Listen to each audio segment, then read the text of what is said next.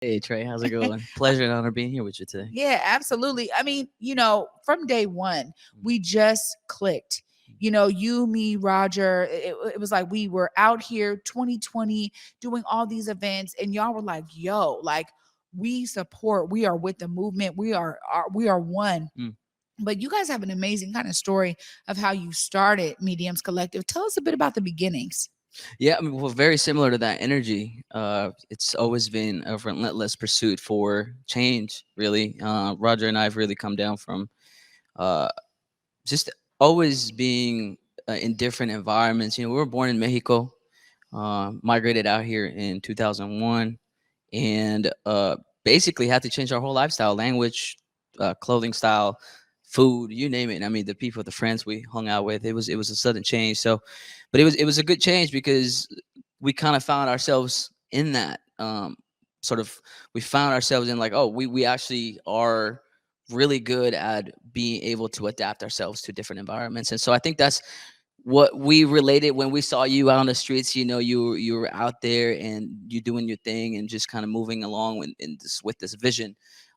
It wasn't really something that we said or something you said. It was just something that you feel. You can't really explain it. So I think that's what we clicked, and I think that's why Roger and I also been in business in 8 years, and why it's worked out successfully so Yeah. far. Well, I think so much of it is that you guys really have an intentionality about staying connected to community. Mm, And that right there, you guys have built such an amazing brand because you guys were understanding not just fashion trends, but this kind of idea in terms of the way that we do business also has to be super relational. And my audience, everybody who watches the show, they know I use that term often, but it's because we get so used to transactions, especially as a business, right? But you guys are like, yo, it's beyond that. Sure, buy our products, but also, what's up with you? Who are you? mm. Tell us a bit about you guys' business model and how you guys stay so plugged in and connected to community in that way. Yeah, well, it's pretty simple, really. It really come down to a very specific core value that we hold dearly, not only as a business person, but as a person, myself individually. We come down from family. Uh, where we come from, family is number one thing to our households. We always stay together. We work so that we help each other out, and so when we went into business, it was a very easy thing. It was a very easy thing to get that into the business model because we already knew how to do that. I mean, Yeah. we were raised to think of ourselves, but as well as others. So um, I think it was a very a lot of people, and I appreciate you actually acknowledging that. But for us, it's always been a very organic thing because we were raised to think of others Yeah. as well as ourselves. Well, so much of business, no matter what business it is a service model, right? It's servicing a client, it Mm, is servicing a population with a that's product right. or a service, right? So there's this kind of service mentality, which I got to experience with your mother, who y'all be having out at these events because Come she on, also has a business, right? that's I right. just want to hear a little bit about this lineage because you guys really come from, business minded, Yeah. parents who are Mm, like, look, we're about that mm. life. How did that really influence y'all to step out on your own and do your business? Because moms are still out there doing it. Mom, yeah, she's actually out there doing something right now. So no, I appreciate you asking that. Actually, that's a fantastic question. Not a lot of people ask us that. And so my answer is still a little.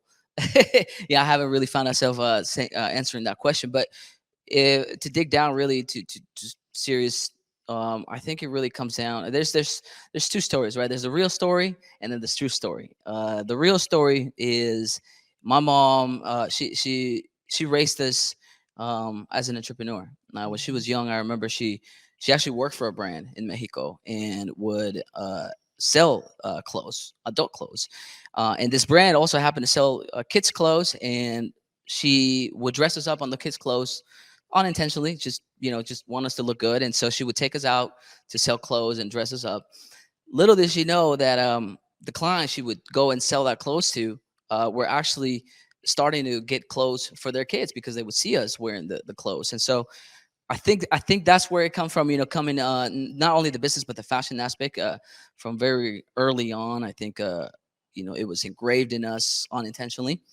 The true story is yeah, I like looking good. I love looking good, and I think this is a problem that I am able and happy to hit every morning and just wake up super happy to go and tackle, a problem that I have for myself. It's like, what am I going to wear today? What am I going to wear tomorrow? So it's it's a wonderful thing. I feel blessed. I feel like I found my lane, and it's been nothing but great experiences this past.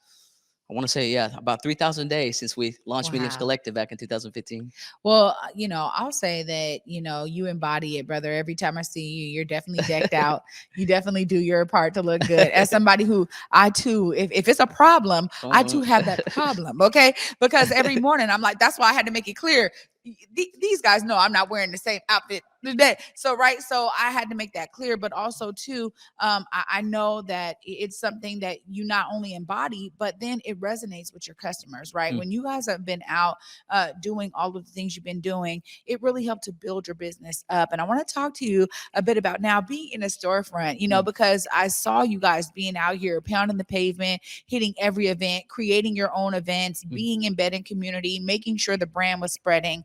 Now there's just tell us a bit about the excitement that you have as the business has grown with all the work you guys have been putting in. Yeah, yeah. I mean, it's a long time coming. The HQ, we've always talked about, having our own space. And again, these things, I mean, honestly, from my perspective, you'll hear a little bit from Roger's perspective, right? Because this is a two-man operation at the moment. So I think that's the great thing about what makes Mediums Collective, right? We kind of go back and forth between two different visions that kind of converge and make one single vision. But for me, it's always we've always just been used to working in a space wherever we can. We grab what we can and we make what best out of it. So this move to this new store down at 705 East Pike Street has been sort of a long time coming, organically happened because we had the opportunity to basically put everything that we had available together and put it under one roof. So it's been a true elevation, really, to have our own place now that we can call home. And it's been 2 months, but so much has happened in 2 months.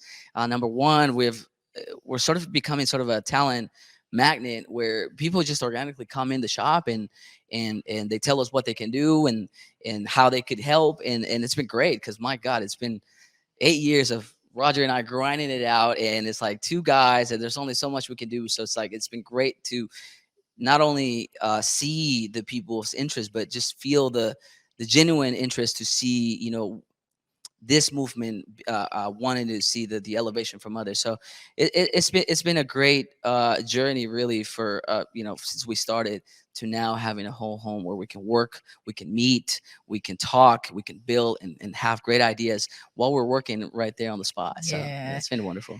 Congratulations to Thank you. y'all. I mean, seriously, I was like, oh my gosh, I'm so pumped. And I was just sharing with them before we got on that I'm really happy we waited Mm, till you guys have this storefront because we were going to do this interview a long time ago, like mm. sometime last year. So I'm so grateful that we waited and that we're able to really, Sorry. say, hey, now we can promote people coming Mm, there, getting the products, checking y'all out, connecting with what y'all do. mm, Before I let you go, though, I really want to hear a bit about this connection of the brotherly love in mm. this business. A lot of, I love to dismantle the notion that you cannot do business with family. Mm, It takes a unified vision mm. and it takes both of you to come together to do that, which is also a way that y'all have been attracting new energy and talent into it. But just tell us about you two, the relationship from your perspective, Cesar, Yeah. that has allowed y'all to stay connected throughout these 8 years Mm, and really bring Mediums Collective to what it is today. mm.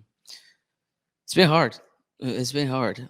It wasn't easy. I remember one of the moments, I guess, that the moment I could go back where I really realized, like, yo, we either got to come together or this is basically going to destroy itself.